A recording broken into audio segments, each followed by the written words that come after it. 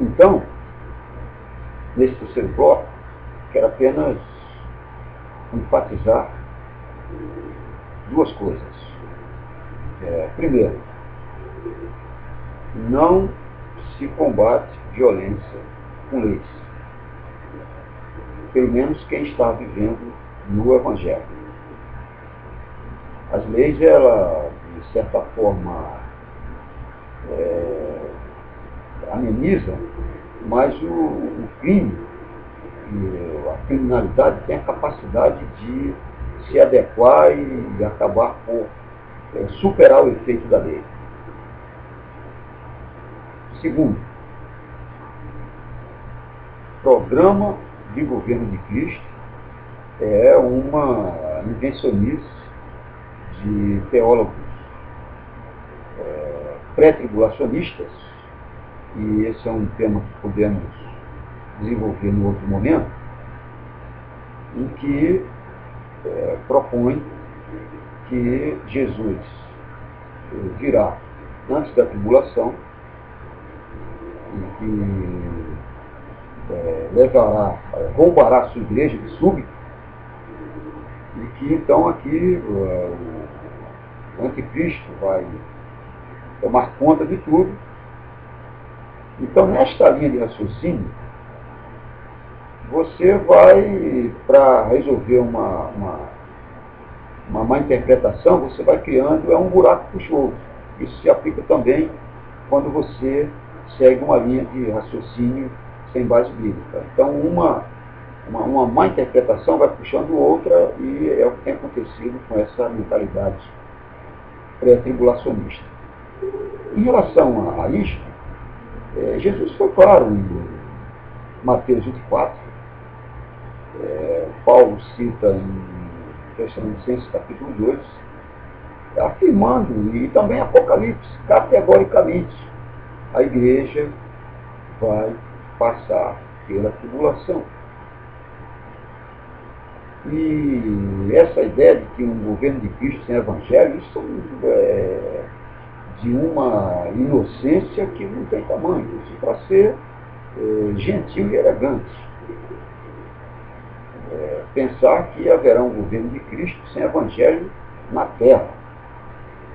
Não dá nem para ser tema de discussão. Essa pauta é absolutamente furada, é uma perda de tempo, mas se preciso for, nós aprofundaremos para ajudar aqueles que desejem entender apenas a simplicidade do Evangelho. Que o Senhor possa esclarecer melhor em seus corações. O objetivo deste blog é levar as pessoas a entenderem o Evangelho de uma maneira muito simples, como ela foi vivida no primeiro século. Naquele momento não havia institucionalização da igreja. O que nós temos hoje, uma outra questão que precisa ser entendida, é que as pessoas confundem denominação com igreja. Denominação é um instrumento jurídico que passou a se tornar necessário a partir da intervenção no quarto século do imperador Constantino na igreja. A partir da oficialização da igreja no governo de Constantino, é que criou-se a necessidade da igreja ter um CNPJ.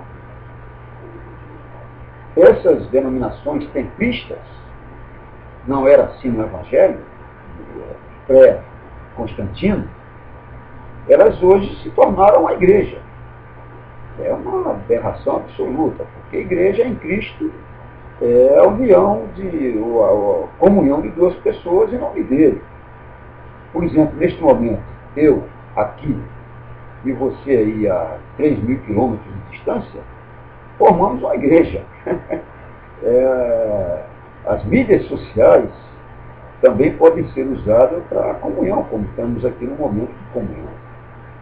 Então, igreja é apenas composta de pessoas que amam o Senhor Jesus, que submetem ao Senhor Jesus na face da terra. E reunido em qualquer lugar, num cemitério, numa tumba, numa casa, em qualquer lugar.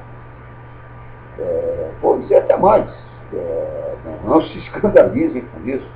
Igreja é até duas pessoas reunidas num centro espírita. Se duas pessoas estão dentro de um centro espírita, reunidas, falando de Jesus, do Evangelho, ali está a igreja.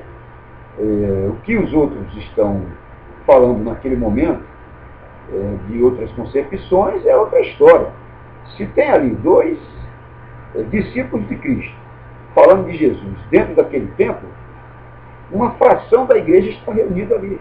Então não há como engaiolar o reino de Deus em templos denominacionais. Isso só serve para endeusamento, narcisização de líderes, que é o caso de líderes que você tem constantemente posto aí no Facebook.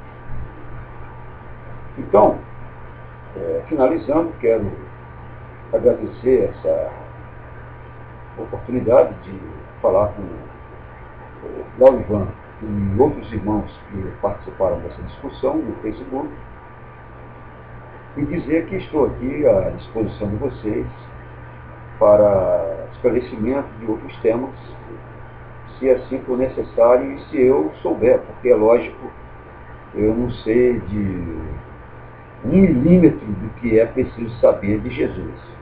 Tenho apenas um pouco de conhecimento, mas não é tudo absolutamente. Que o Senhor tenha abençoado vocês neste dia. Até a próxima, se Deus quiser.